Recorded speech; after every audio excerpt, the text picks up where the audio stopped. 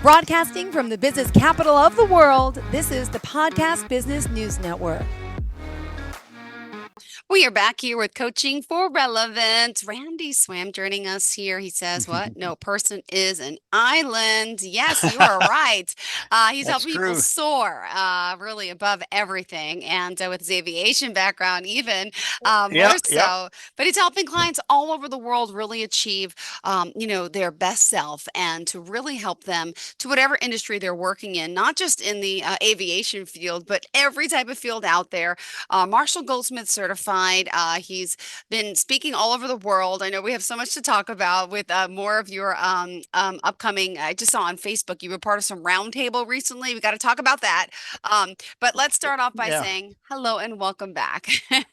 well, well, hello. And the roundtable was actually done a little while back, but I just shared it again. Oh, good. And so, but it was real good with some of the neuroplastician people and bringing those aspects to really developing and leading your teams in unpredictable, challenging times, and and just seeing that. And what I'll bring to the show here a little bit today is kind of one other aspect about that, leading your team when things aren't always academic kind of thing. So it's a key aspect of leadership with it. But yeah, it's been going. And in fact, my autobiography, you mentioned the story of soaring above and everything. And my autobiography looks like it's going to be published within just probably, I'm just guessing, within the next month or so. You're kidding. And Finally. Oh my yeah, and goodness. Amazing. and the title of it is Bringing Freedom to Potential. You can see it back up here and stuff, but the subtitle is A True Story of Overcoming and Soaring Above the Storms in Life. And how you really lead your team to be able to do that, how you do that within yourself, is just radically important. Oh, beautiful. Well, thanks for being here. So excited. I was going to, of course, ask about the book, the update on the book. Great to know things are going well for you. And just a quick overview of all the work you do. I mean, it's a lot, but for someone out there who's interested in your work, tell us a little bit about the teamwork, the coaching you do. And then I want to also, there's some great testimonials on the site too. I would love to share. Oh, well, thank you. Thank you. Well, I will say this, that with coaching, this title up here of Bring Freedom to Potential, I mean, that's what I'm important with. As I told people on a number of occasions, and I think I've shared this with you one time, that when you look at my life, 20 years after I take my last breath, it doesn't bother me if people don't remember my name, because this is not about me. But what I do hope is that 20 years after I take my last breath, hopefully down the road a little bit, kind of thing, but 20 years after that, what I hope is there's a whole group of people out there that don't remember my name, but they remember there was this one insight that this one guy brought, and I applied that to my life, and man, it's just been incredible. And that's what I hope my book does, and that's with all that I do with coaching people, with developing and mentoring jet pilot instructors, and also training and certifying jet pilots to be able to make decisions in situations that are not just road academic all the time, and to make those decisions such that people have their safety enhanced, and you can come in and land and everybody goes to the restaurant kind of thing, as opposed to something worse happening kind of thing. And so that aspect of aviation is a big area where I bring the neuroscience awareness, but also the coaching and development aspect of it, so people truly get connected in with their success and their value, without just going through road academic answers and doing what I tell them to do. So it's my passion. It's what I'm about. I mean, and it's what I'm be about for the rest of my life. Oh, well, we're excited to have you here. And just I was reading before we started, you worked with someone recently, a senior executive, Gene Trousel. He's Yeah, go ahead. He's saying that I asked you to remain open-minded, that Randy is excellent at facilitating this coaching skills for performance program, and ask that you put all your preconceptions aside and keep an open mind. You will find much value, as we did. You Mhm. arrived Tuesday morning, very close-minded, but all in 30 minutes. My goodness, not because of what Randy told our executive team, but because of the questions he asked. And Yeah. this will be a very valuable 2 days for you, as it was for us. And these are just people speaking about your experience and how instrumental you've been in helping all these different companies grow and grow. And so I commend you on that, Jeff Went, as well. And for today, all right, where are we Yeah. starting? Are we talking the book? Are we talking coaching? Are we talking, how have you been the past few months? It's been busy. I'm glad to see you back here, kind of thing, and Yeah. I'm glad to be back here. So yeah, it's what I was going to kind of do too is just sort of bring one leadership insight that sometimes people don't think about in our world today, and all that, but it's really related to truly understanding a development, coaching, Mm-hmm. facilitative leadership style that you lead it in such a way that your people are magical even when you're not there to tell them what to do and all that.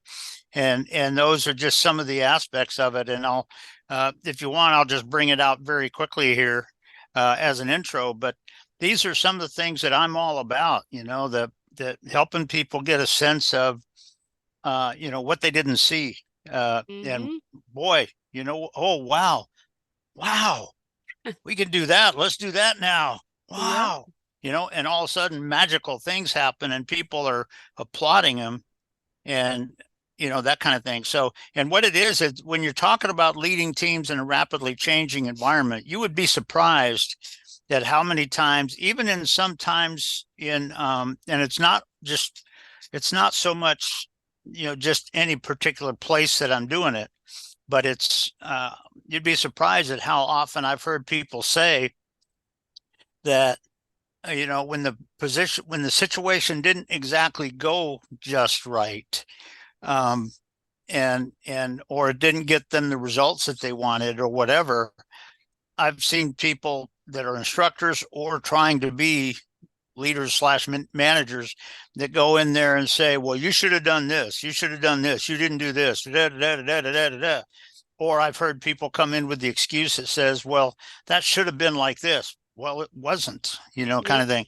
And what I tell, the one simple thing that I'll bring here with this, and this is a coaching, you know, aspect, but it's also a true leadership aspect when you're talking about challenging situations or when you're talking about your team. And the thing about it is it actually came from a faith-based concept, but I'm not going to bring that to it. I'm going to bring just the leadership aspect of it, which is key. And it really talks about, when you look back on your journey, sometimes you look at things that didn't go exactly right, and you sort of point your fingers at them and you say, well, boy, that was bad for me. I didn't do that. That kind of thing. And you get sort of that frustration going and everything. And the question that I would sort of throw out to people is, and when you're talking about leaders that are wanting to lead their teams, some of the questions that they don't even think about are the real dramatic questions that can really bring their people to a higher level. And what I would say is when there's those kind of situations that happen, I would say, what was the value of that happening at that point in your journey, at that point in their journey? What was the value of it? And there's some questions about it that deal with this. What did you learn about it? How are you changed? How are you a little bit different from Mhm. experiencing that? And it's one thing to say, well, it should have been better. You didn't do it right. This is what you needed to do. And that's what a lot of narcissistic people today sort of have in mind. But it's not what true leaders do. And it's not what true successful people do. And in one sense, it's helping them get a sense of, okay, what was the value of that situation happening right there? What did you learn from what you saw in it, what you experienced in it? Going forward, what are some of the factors that you didn't see when they came on scene, kind of thing? And you ask those kind of questions and you get people kind of tossing that and really assessing that and looking at it. And then they say, oh, you know what? This would have been the right strategy. And you go, there you go. Ah, And I've had one or two people that I was their leader in one or two cases when they said something like that, and I just looked at them and I winked and nodded my head and smiled. And it's like, because you know what? When you get your team doing that, and the other artistic part of this is that's not something that happens right at the point of attack. You know, if you're just waiting for something to happen, yeah. you're not preparing your team. But if you have some of those conversations that in our environment here, what are the scary things that might come on scene some point? And what's going to be the value of it? What do we need to be aware of? What do we need to think differently about? What do we need to decide differently about, and why? And when we do that, well, we've had to adapt a little bit, asking, okay, well, once you adapt to get beyond that and to overcome that, what else may come on the scene that you that wouldn't have the other way? And there's just a lot of those kind of questions, and they're not just questions, they're not just academic questions, but they're conversations that a Mm-hmm. leader can have with his people. Got it. If your leadership is such that your people believe that we can have those conversations together, and you're not just going to go to academic things, well, you know, you should have done this. Well, you know what? Get off of that mindset. If you have some of those things that you're getting their thinking and processing and envisioning going, and where they can come up with the strategy that needs to happen to really get radical success out of this, guess what? That's where miraculous things are going to happen. And it's way beyond all of that, but it brings sort of a coaching facilitative style to your leadership, where you're not just telling them what to do, but you're putting the people in a way where they actually develop beyond what you would ever expect. So it's about And being proactive and, in a sense, kind of rehearsing, yeah, kind of yeah, practicing for the odds or the negative, the bad stuff that we all hope doesn't happen, but we need to be prepared. I feel like we're talking about a SWAT team coming in on an active shooting. Same yeah, concept there. Some have been prepared, some haven't. I think we learned that, but it's yep, true. You have to walk it and go through the steps to in hopes well, the chances of success are much greater of you succeeding if you've done this. That's how yeah. I'm relating this conversation right now. You're right. Yeah. Yeah. And you know, it's interesting because with my military background, you know, retired from the Air Force and everything, in your military background, when you're talking about possibly having to go to war or whatever, guess what? Some of that is what you need to be thinking about from a leadership standpoint Yep. and leading your units. You know, are you having the kind of conversations that, Yep. given our situation and our current awareness, if I was the enemy, what would I do? Mm. And you give some thought to that, and if they start doing this, what would I see in them? And they start, so you can be aware of that. Now if that happens, what am I going to do? If it doesn't happen, what are we going to do? And gain a little bit of that strategic picture in your mind of what needs to happen. And so when you're thinking about this aspect of a lot of things that that kind of happen, where maybe it didn't go just the way you wanted it to, right at that point, a lot of people kind of sit there and they point fingers at their people. Well, you should have done this, and everybody feels beat down, as opposed to, well, you know what, you're right, that was a challenging situation in the way it developed. So what did you learn out of it? Yeah. How are you better now than when you were when that first came on scene? How are you better ready for it? What Hmm. assumptions are you making, versus how are you going to be aware when the next situation that maybe seems like that is not exactly like that? And what are you going to do about it? How are you going to be aware? And so that's an aspect when you're talking about leading teams in a challenging thing. It's not just telling them what to do. And you see that a lot in societies today, where people just want to tell you what to do and they want you to just shut your brain off and go with them. But that's not leadership. Leadership is really developing your people. And when you're talking about leading in a challenging unpredictable environment, are you really developing your people to be able to perform with radical results when the unexpected things may come on scene today? And so when you're talking about this aspect, looking back on the times where things were sort of struggles at some point, not just always talking about how bad that was and how we screwed it up, but it's what was the value out What of did that we for learn? us? What have we learned? What have we become because of our experience with that situation? What have we become? And how are we better? How are we more aware? How is our situational aware and our decision making better than it was? And so those are just a lot of aspects that when you're talking about leading a team or being a coach for an organization or a team or a group of people or whatever, guess what? That's kind of the insight that you got to bring to your people. And so how are you really developing your people? That's a key point that I was just going to bring in. But yeah, that relates to pilots, obviously, because guess what? Not everything that happens in an airplane is going to be easy to predict, kind of thing. But it's also about team leaders in an organization of any type.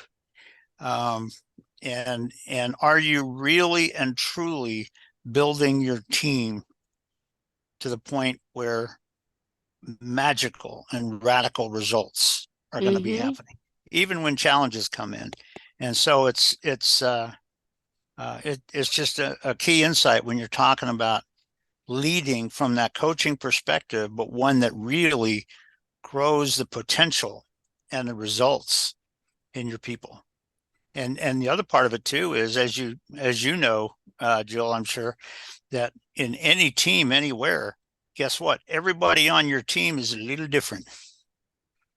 Everyone on your team is at a different point in their growth and in their journey of professional stuff and all of this. And guess what? Each one on there is probably going to have one little thing that they learn different. As a leader, are you helping each one of them connect in as a team, but also learn how they grew, developed, and became in that situation? And in the future, do they have some clarity on how they're going to be more aware situationally and make great decisions because of how they're a little bit different and a little bit more improved, not just in a rote academic sense, but in a real processing with the frontal lobe of the brain up here, the real processing sense to take into account the factors and make the perfect right choices and decisions together for the team, for themselves, for your organization. And that's what is a key aspect of what you're talking about when you're talking about leading in organizational maneuverability concept and leading your teams in a way where you're really bringing leadership and not just, dictatorial management that's superficial. So it's just sort of interesting on that when you look at that in those kind of situations. Well, thank you, Randy, for being here. We're talking about his coaching, his training, his workshops, his speaking engagements. He's here bringing freedom to potential. And let's remind everyone how we can contact you. By the way, I could tell you the website, coachingforrelevance.com. I know that like a book. What's the phone number and what's the social media pages? Those I don't know by heart. It's probably the same. Okay. It's my cell phone and as you know, and I've shared this before that there's that if somebody calls me, I mean, if they have a need, we'll talk about it, but I'm not going to give them sales pitches at the beginning of the call or whatever kind of thing. So they can call me, but it's the cell phone is 817-880-4749, and that's how they can get in touch with me. And I've got about 140 little videos. Quite a number of them are you and I on previous shows, yes, kind of thing. And your YouTube videos, and my YouTube and everything, and so it's just, and of course on social media people can connect in with me and all that kind of stuff as well. So it's key. This is my passion, to help people become extremely successful for Mm-hmm. themselves and for their teams in situations and environments that were unpredictable and nobody else would have, if all you're doing is just going to rote academic things that somebody said in a class, guess what? There are times when that won't be the most important thing. And are you aware of that? And can you really make that happen? That's one of my real passions for this. And so, yeah, it's real key on that. And I mean, that's really where my passion is. And I even bring that to youth and rising stars. I was actually over I at, was just going to mention that that's your the online course, right? And how does it work? Do people work it, with you directly and do the course at the same time, or what's, yeah. what it is, it's not an actual online course. We can do it that way. I know Okay. with a Trusted Advisors Network, which are the people that own it, but I'm one of their people, and so I have access to it. But it is an online course, and we can have a group of, you know, 8 or 10 or whatever, youth in that want to go through the Rising Stars process.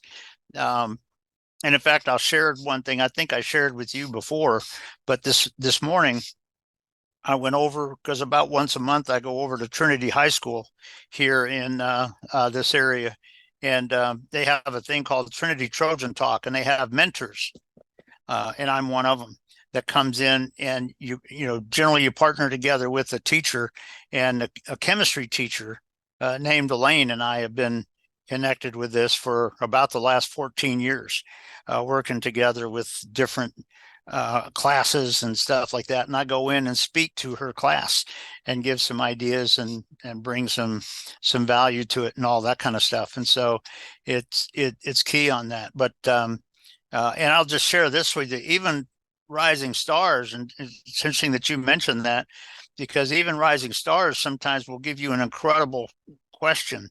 And you know what? When you hear them give you an incredible question, there are times when the last thing you want to do is look at them and give them an answer. Yeah.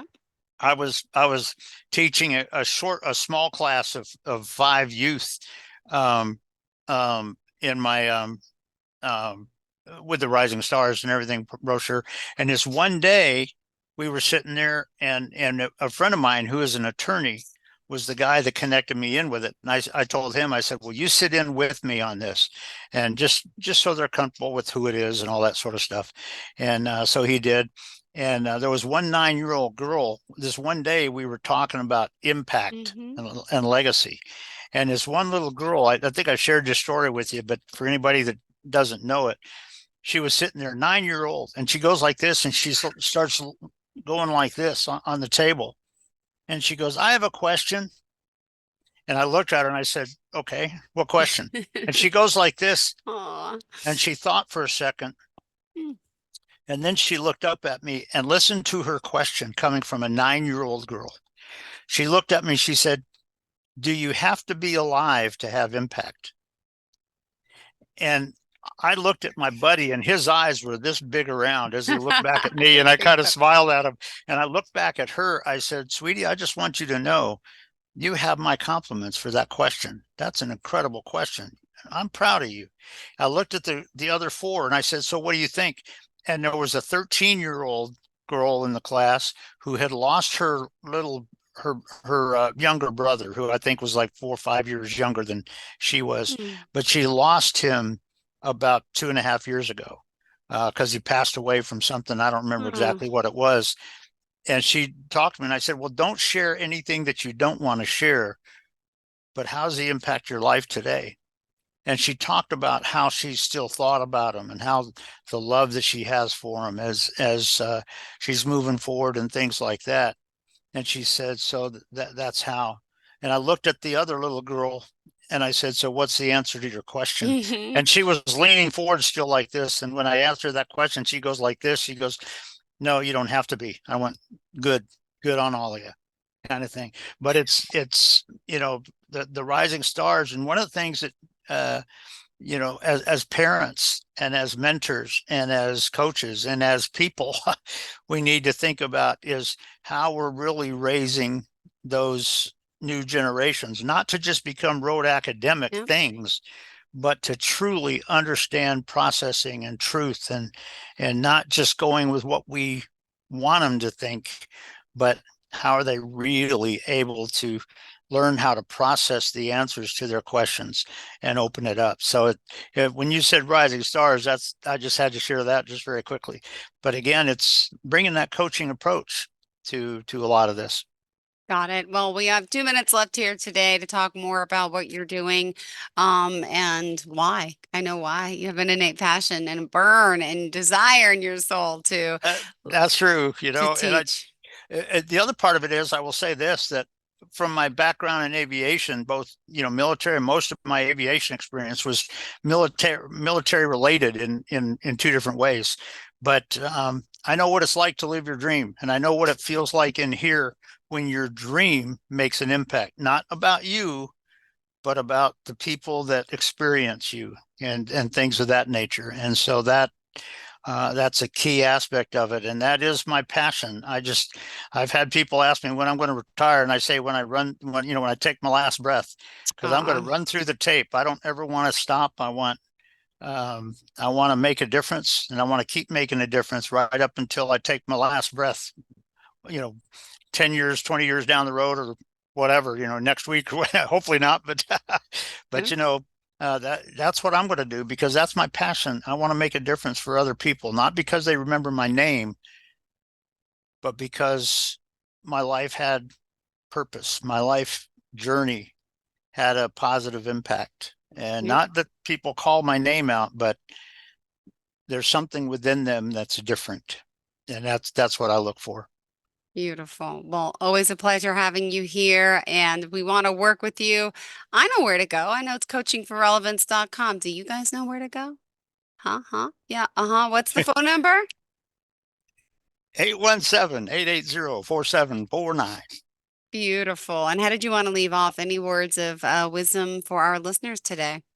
I would just say, wherever one of the things that I share with people is, when you think you've arrived, it's solid proof that you haven't. Wherever we all are, even myself right now, at this level that I'm at right now, whatever level we're at, what's it going to take for you to even take that up a notch, wherever you are? And what's that going to be, that you become something that, you would have never believed. And so give some thought to that. As soon as you think you've arrived, it's solid proof that we haven't. And that's true with me. That's true with everybody. And what's it going to take for you to really catch that vision and move forward? Beautiful. Thanks so much, Randy. Always a pleasure seeing you. And hopefully we will catch up again soon. Thanks for being so awesome and motivated and helping us move forward and soar. Thank you. Well, I'll tell you what, it's been an honor. We'll look forward to being with you again. Hopefully soon. Thanks so much. Bye-bye. Okay. Bye-bye. Bye to all of our listeners. Don't go anywhere. Stay tuned.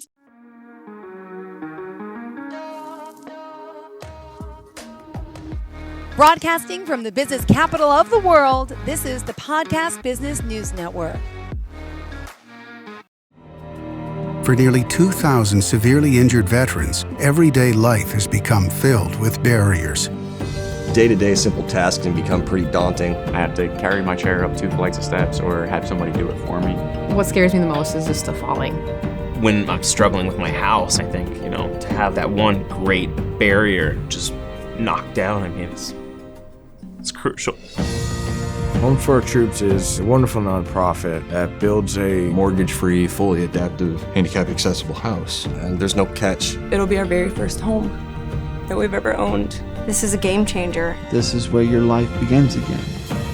We need you to join us in completing this important mission. Please visit hfotusa.org and help build homes and rebuild lives. Because of you, everything's going to be okay.